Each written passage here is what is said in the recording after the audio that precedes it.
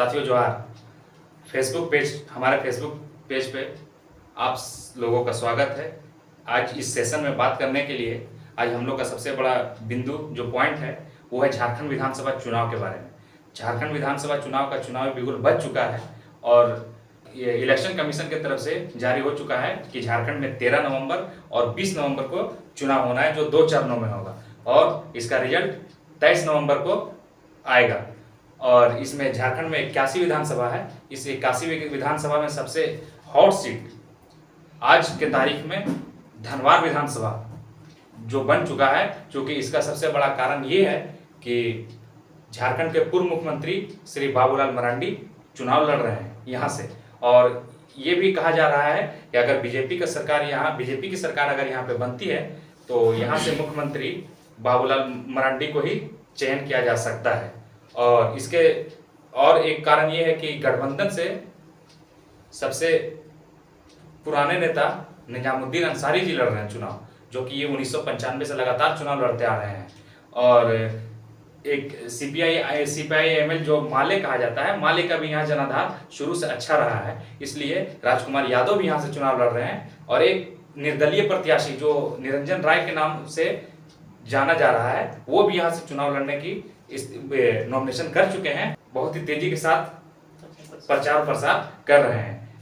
हमारे साथ बात करने के लिए आज 2 साथी और हैं। कौन जीतेगा और क्या है समीकरण यहाँ का, यहाँ पे बात करने के लिए सबसे बड़ा कारण ये है इस विधानसभा सीट की कि बाबूलाल जी यहाँ से लड़ रहे हैं, निजामुद्दीन अंसारी गठबंधन से लड़ रहे हैं और माले से राजकुमार यादव लड़ रहे हैं, और एक निरंजन राय हैं जो निर्दलीय लड़ रहे हैं, और एक कैंडिडेट और है मोहम्मद दानिश जो चंद्रशेखर आजाद की पार्टी से, आजाद समाज पार्टी से चुनाव लड़ रहे हैं। तो क्या है ऐसा माहौल कि बताइए थोड़ा कि बाबूलाल मरांडी का कैसा है यहाँ पे प्रभाव। जहाँ तक धनवार विधानसभा की बात है तो अगर चुनावी एतबार से देखा जाए तो फिलहाल वाकई ये हॉट सीट बनी हुई है पूरे झारखंड में। वजह ये कि जितने भी कैंडिडेट यहाँ से खड़े हैं सभी अपने अपने एतबार से मजबूत दावेदार रखते हैं। एक बाबूलाल मरांडी जी हैं जो पहले से अभी सिटिंग विधायक भी हैं यहाँ से, और बीजेपी की तरफ से एक बड़ा चेहरा इन्हीं को माना जा रहा है। अगर मुझे लगता है कि बीजेपी की अगर बहुमत आती है तो मुख्यमंत्री का चेहरा भी यही होंगे जी। इस वजह से धनवार ये बात तो ठीक है, लेकिन बाबूलाल मरांडी ये बीजेपी में बाद में अपना पार्टी 2019 में जो चुनाव लड़े थे ये JVM पार्टी से लड़े थे चुनाव, और ये बाद में बीजेपी से विलय करके और अभी बीजेपी में शामिल होके ये बीजेपी के प्रदेश अध्यक्ष भी हैं और यहाँ से चुनाव लड़ रहे हैं। इस चीज को पब्लिक जान रही है। तो ऐसे इस सिचुएशन में क्या करेगा पब्लिक?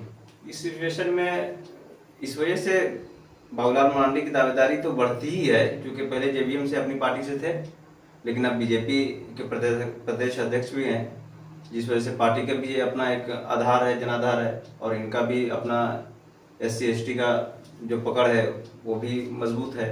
लेकिन चूँकि माले जो CPI-ML है उसका जो कैंडिडेट खड़े हैं तो हो सकता है कुछ वोट वगैरह उधर कुछ बटे या डिस्ट्रीब्यूट हो, उसकी वजह से थोड़ा सा गठबंधन को फ़ायदा पहुँचे, जिससे निजामुद्दीन अंसारी भी गठबंधन के मजबूत दावेदार हैं और इनकी भी छवि ठीक ठाक अभी तक तो ठीक ठाक नज़र आ रही है। लेकिन बीच में अभी निरंजन राय जो निर्दलीय से लड़ रहे हैं उनका प्रचार प्रसार देखते हुए लगता है कि ये भी एक मजबूत कैंडिडेट के तौर पे भी उभर रहे हैं। इस वजह से बहुत ज़्यादा सपोर्ट भी मिल रहा है इनको लोगों का। अब लोगों का क्या रुझान बनता है आखिर में ये तो फिर जनता तय करेगी, लेकिन फिलहाल 3 लोगों की मजबूती बहुत सामने आ रही है। निरंजन राय की, आपका क्या राय है इसमें? जी, सबसे पहले तो मैं स्वागत करता हूँ आप सबों का। जी शुक्रिया। तो अभी जो हमारे बड़े भैया बताए कि बाबूलाल मरांडी JVM से बीजेपी में विलय किए, शामिल हुए, तो उनकी तो दावेदारी बहुत मजबूत मानी जा रही है। लेकिन साथ ही साथ अगर देखा जाए निजामुद्दीन अंसारी, तो निजामुद्दीन अंसारी जी भी पूरे पूरे जोर शोर से लगे हुए हैं और उनका भी वोटर या सपोर्टिंग बहुत हाई है, उनका भी लेवल बहुत अच्छा है, क्योंकि वो भी विधानसभा जीत चुके हैं, एक्स कैंडिडेट पिछले रह चुके हैं, तो उनको भी लोग बहुत जानते हैं और उनका अच्छा खासा पकड़ भी है वोटों पे, तो वो शायद एक अच्छा फैक्टर साबित हो सके और राजधनवार विधानसभा से एक अच्छा प्रत्याशी मैं कहूँ कि वो जीत भी हासिल कर सकते हैं। मतलब उनका उसकी एक वजह भी है कि चूंकि पहले रहे हैं तो बहुत सारा काम भी जी, किए हैं, बहुत सारा जहाँ काम जैसे किए अनुमंडल हैं। लाना, और अभी चूंकि गठबंधन से हैं तो गठबंधन का अलग अपना जनाधारा है, जी उसका सपोर्ट मिलेगा। देखिए बाबूलाल मरांडी जो 2019 में जो चुनाव जीते, ये यहाँ पर देखिए समीकरण कुछ ऐसा है कि धनवार विधानसभा की जनता बहुत ही समझदार है, जी। ये जानती है कि किस नेता को कब जिताना है और कैसे जिताना है। नहीं, आपको ये भी जानना पड़ेगा, पिछले बार का रिकॉर्ड चेक करना होगा कि ये निजामुद्दीन साहब जो पिछले बार जीते थे जी। तो कैसे जीते थे जी और क्या फैक्टर रहा, देखिए, हम और बात अभी क्या है।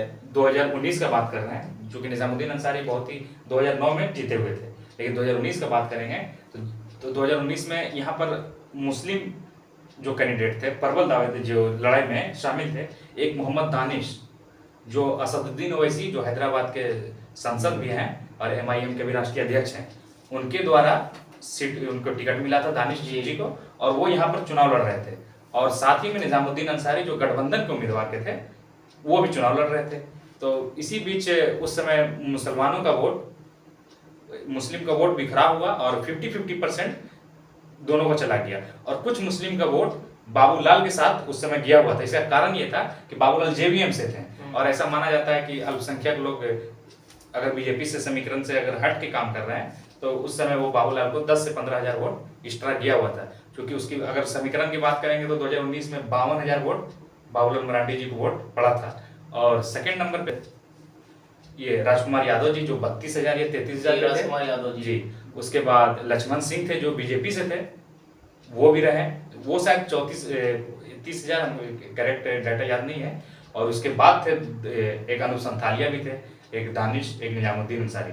तो इस तरह के सिलसिला से निजामुद्दीन अंसारी पिछला बार 6ठा नंबर पे थे, लेकिन पिछले बार की बात अलग थी जी। इस बार इन्होंने बहुत मेहनत कर रहे हैं, ये इस बार मेहनत कर रहे हैं और ये अपनी समीकरण को समझ चुके हैं कि अब जनता के साथ, अब जनता के साथ उनको किस तरह पेश आना है या जनता का वोट किस तरह से अपने कैप्चर में करना है, ये चीजों को वो निजामुद्दीन अंसारी अच्छे तरीके से, क्योंकि 2009 अभी नहीं चल रहा है, ये 2009 से अब कन्वर्ट हो गई 2024 है ना, तो 2009 में जनता का दिमाग और माइंड कुछ अलग था, अभी 24 में है तो कुछ अलग है। अभी लोग और भी समझदार हो रहे हैं, किनको वोट देना है, किनको जिताना है, किनको सीट देना है, ये सब कुछ जान चुका। तो मोहम्मद दानिश का जो आप बात कर रहे हैं, है ना, तो अभी एएसपी से उनको सीट मिला गया है जी, आजाद समाज पार्टी अब आजाद समाज पार्टी से, जो चंद्रशेखर जी का, तो ये अभी झारखंड में बहुत ज्यादा प्रचलित नहीं हुआ है ये पार्टी अभी चारों तरफ छाया नहीं है, कोई काम भी वैसा भी नहीं कर रहा है, तो चूंकि निजामुद्दीन को सीधे सीधे इसका फायदा मिलने वाला है, उसकी वजह भी कि चूंकि दानिश साहब ने वो छवि अपनी नहीं बना पाई है इन दिनों, मतलब इन दिनों। पिछले बार अगर 2019 के बाद भी देखा जाए तो जमीनी स्तर पे उन्होंने वो कुछ काम नहीं कर किया पाया, और चूंकि बस उनको चुनाव में 5 से नंबर नजर आते हैं, इस हाँ, वजह से लोगों में वो छवि नहीं है, तो इस वजह से निजामुद्दीन अंसारी की दावेदारी। और अगर मैं मुस्लिम कैंडिडेट के हिसाब से देखूं तो दानिश अगर दूसरे या तीसरे नंबर पे मुस्लिम कैंडिडेट की बात कर रहा हूं तो सिर्फ और सिर्फ अवैसुद्दीन ओवैसी के कारण है। असदुद्दीन ओवैसी अगर यहाँ पे आके प्रचार प्रसार ना करते या फिर उनको ना पता चलता कि ये उनके पार्टी से हैं, तो दानिश की उतनी ज्यादा कुछ पकड़ नहीं है वोट पे, पिछले बार उतना वोट नहीं आ पाता, नहीं, तो वो सारा वोट निजामुद्दीन जी के खाते में जाता। ठीक है, लेकिन अभी एक निरंजन राय भी जो निर्दलीय प्रत्याशी, चूंकि ये पहले बाबूलाल जी के बहुत करीबी माने जाते हैं, और ये अभी निरंजन राय अभी निर्दलीय प्रत्याशी के तौर पर चुनाव लड़ रहे हैं, तो इनका क्या फैक्टर कुछ काम करेगा बाबूलाल के ऑपोजिट में या बाबूलाल के साइड साथ में? इसके दो फैक्टर्स हो सकते हैं, अगर इनको देखा जाए तो दो पहलू इनके हैं। मान लीजिए अभी ये निर्दलीय होकर काम कर रहे हैं या फिर वोट एग्रीगेट कर रहे हैं, ऐसा भी हो सकता है कि लास्ट होते होते ही अपना सपोर्ट बाबूलाल मरांडी जी को दे दें। तो अगर ये अपना सपोर्ट बाबूलाल मरांडी जी को देते हैं जी। तो डायरेक्ट जो है बाबूलाल मरांडी जी को फायदा होगा और निजामुद्दीन को घात लगेगा। जी। लेकिन अगर मैं कहूं कि अभी आपने नाम बताया निरंजन राय। निरंजन राय, अगर वो बाबूलाल मरांडी को सपोर्ट नहीं नहीं देते करते हैं हैं। तो इसका सीधा सीधा फायदा निजामुद्दीन जी को पहुंचेगा। लेकिन यहाँ पर माले का भी जनाधार रहा है हर हाँ, शुरू से रहा है। क्योंकि वो गठबंधन में 2019 में जो चुनाव हुआ था उसमें जो राजकुमार यादव जी हैं वो गठबंधन से नहीं थे, उसके बाद भी वो 2 नंबर पे थे, तो उनका भी तो असर है कि यहाँ हाँ, पर अपना भी आप जनाधार इनको है। किनारा नहीं कर किया जा सकता है क्या जी? नहीं, उनको नजरअंदाज नहीं कर सकते आप, उनका खुद अपना माले पार्टी जनाधार है। शुरू से एक पकड़ रखी हुई है, और चाहे वो खासकर धनवार हिंदू- विधानसभा जो हाँ। है वो माले का मतलब बगोदर के बाद धनवार विधानसभा जी। मजबूत माना जाता है। माले का अपने माले का जनाधार एक के एतबार गढ़ से। माना जाता है, गढ़ माना चाहे वो जाता है। चूंकि राजकुमार यादव जी यादव समाज से आते हैं, यादव जात से यही- आते हैं, इसी तो वजह से इसका जो है, असर तो बढ़ भी सकता है। हाँ, उनको लोग चाहते जी। हैं, ऐसी बात नहीं कि लोग नहीं चाहते हैं। इसी वजह हिंदू से हम- समाज हो, मुस्लिम समाज हो, जो भी समाज हो, उनको वोट करते हैं, उनको चाहते हैं। जी। तो यहाँ पे ये कारण ये हो सकता है उनको वोट जाने का कि वो फील्ड भ्रमण ज्यादा करते हैं, वो घूमते हैं, समस्या को देखते हैं, तो शायद अगर लोग उस चीज को देखकर राजकुमार राय को अगर वोट करें तो एक अलग मैटर होगा और निजामुद्दीन को यहाँ पे इनडायरेक्टली घाटा होगा।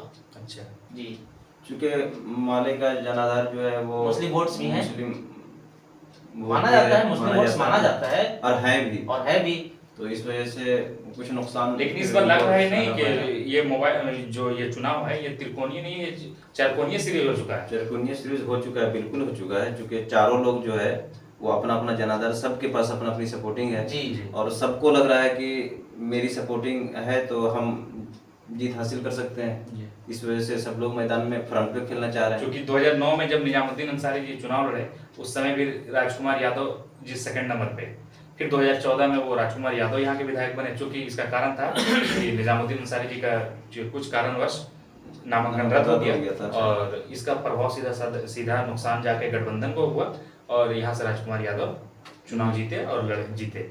उसके बाद 2019 में फिर बाबूलाल जी आए जो कि जेवीएम से थे। उसके बाद वहां पे भी वोट का बंटवारा हुआ इधर उधर और सीधा साधा फायदा बाबूलाल जी को हुआ। लेकिन 2024 का चुनाव क्या आंकड़ा क्या कह रहा है? 2019 का जो आंकड़ा है अगर उसको देखें तब वो जेवीएम पार्टी से लड़े थे। जी। तो जेवीएम पार्टी को सपोर्ट करना और कांग्रेस पार्टी को सपोर्ट करना या फिर बीजेपी पार्टी को सपोर्ट करना, अब यहाँ पे 3 पार्टी जो पहले जितना भी आपको चुनाव हुआ इसमें ना, था। तो हमको लगता है कि ज्यादातर आमने सामने का टक्कर था, क्योंकि 2 लोगों में ज्यादातर 2 ही लोग रहे आमने सामने। तब 3 लोग लेकिन थे। अभी 3 लोग भी अभी 2 मान सकते हैं क्योंकि जो जेवीएम हैं थे बाबूलाल जी, अब वो बीजेपी में आ गए, तो जेवीएम वाली कैंडिडेट वोटर्स और बीजेपी वाले वोटर्स ये दोनों मिल गए। क्योंकि इस विधानसभा में सबसे ज्यादा अगर वोट की बात किया जाए तो मुस्लिम, यादव और यही लोग का वोट है। तो इससे क्या पता चलता है कि निजामुद्दीन अंसारी जी को सीधा अगर चारकोणीय सीरीज होता है तो क्या निजामुद्दीन अंसारी जी को फायदा होगा? निजामुद्दीन हो अंसारी सकता है, को इसी फायदा होगा। यही फैक्टर है। चारों कैंडिडेट जो भी हैं मैदान में, जो बिल्कुल मजबूत माने जा मजबूत रहे हैं, दावेदार ऐसे तो माने हैं और भी कैंडिडेट हैं, जी, लेकिन जो मजबूत माने जा रहे हैं, तो सबके पास अपना अपना फैक्टर है। सब चाह रहे हैं कि और अपने अपने फैक्टर की वजह से सोच रहे हैं कि हम बढ़त बना सकते हैं और जी। चुनाव क्रैक कर सकते हैं। और यही वजह है कि सबके पास लगता है कि हम, निजामुद्दीन अंसारी को लग रहा है कि मुस्लिम वोटर्स ज़्यादा हैं, तो इस बार उन लोगों का वोट बटेगा, तो मुस्लिम वोटर हो सकता है मेरे साथ आ जाए तो हम जीत जाएंगे। और बाबूलाल जी को चूँकि मामला है कि अपना जनाधार तो पहले से है, फिर बीजेपी सपोर्टर मिल जाएंगे तो जी। उनको लग रहा है कि हम जीत जाएंगे।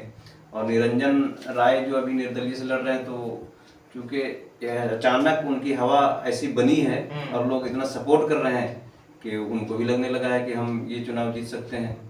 और जहाँ तक राजकुमार यादव जी की बात है, तो क्योंकि माले का गढ़ माना जाता है धनवार, तो उनको भी लग रहा है यादव समाज मेरे साथ आ जाएगा और फिर जो माले का अपना कैडर वोटर है वो अगर मेरे साथ आ जाता है तो हम चुनाव क्रैक कर सकते हैं। तो चारों लोगों की अपनी अपनी सोच है और अपना अपना फैक्टर है, जिसकी वजह से सब मैदान में आगे नजर आ रहे हैं और ये लोग दावेदार माने जा रहे हैं। इस वजह से पूरा कंफर्म करना कि असमंजस में मतलब, फंसा हुआ है पूरी समीकरण जो है कौन निकालेगा और किनकी जीत हो सकती है, ये अभी तो तय करना भी मुश्किल हो रहा है। नहीं है। लेकिन आप एक आंकड़ा लगा सकते हैं कि अगर अगर पूरा वोटर का आप निकाल के जायजा लें कि किसका वोट कितना है, कितना प्रतिशत किधर बटेगा, किधर नहीं बटेगा, किधर जाएगा, तो उससे थोड़ा सा आंकड़ा आपको मिल सकता है, लेकिन कंफर्म नहीं कर सकते आप। कंफर्म नहीं कर सकते, लेकिन अगर पूरा आंकड़ा आप निकाल के देखेंगे, जैसा कि हमने आंकड़ा को देखा है निकाल कर, तो बाबूलाल जी और निजामुद्दीन जी, ये दोनों में एक कांटे की टक्कर हो सकती है। हाँ, ये दो है ना? जैसा कि 50%, 49%, 51%, इतने ही का अंतर होना चाहिए इन दोनों कैंडिडेट के बीच। बाकी जो कैंडिडेट हैं वो उतने सब मिलाकर ये है कि ये चारकोनीय सीरीज बन चुका है श्रृंखला। जो कौन जीतेगा कौन हारेगा इस पे अभी तो नहीं कहा जा सकता है, लेकिन अगर इस सेशन पे हम लोग फिर 3-4 दिन के बाद पहले पूरे आंकड़ा को जांचेंगे, परखेंगे और इस पे फिर से एक वीडियो बनाएंगे, क्योंकि ये अभी पूरे झारखंड विधानसभा का सबसे हॉट सीट बन चुका है। सबसे बड़ा कारण यही है कि चूंकि यहाँ पर 4 लोग एकदम अलग अलग और चारों महान सबको लग रहा है कि हम जीतेंगे, लेकिन इस आंकड़ा पे फिर बातचीत करेंगे। इस वीडियो को अगर आप लोग को पसंद आए तो लाइक कीजिए और आगे शेयर करें, ताकि हम लोग का भी अगर अगला सेशन में दूसरा विधानसभा जो और हॉट सीटें हैं, जैसे एक सिल्ली विधानसभा है सुदेश महतो जी का, एक जयराम जी आज के बहुत फेमस है अभी झारखंड विधानसभा, युवा नेता एकदम पसंद कर रहे हैं, जो कि डुमरी से और बेरमो से 2 जगह से चुनाव लड़ रहे हैं, और एक गांडे जो मुख्यमंत्री हेमंत सोरेन जी की अर्धांगिनी लड़ रही है चुनाव, वहाँ भी उसके बारे में भी बताएंगे। और एक अर्जुन मुंडा की वाइफ हैं जो मीरा मुंडा, वो भी चुनाव लड़ रही हैं। एक रघुवर दास जी की बहू हैं पूर्णिमा दास, वो भी चुनाव लड़ रही हैं। इसके बारे में भी बताएंगे और यहीं पर इस सेशन को समाप्त करते हैं। धन्यवाद।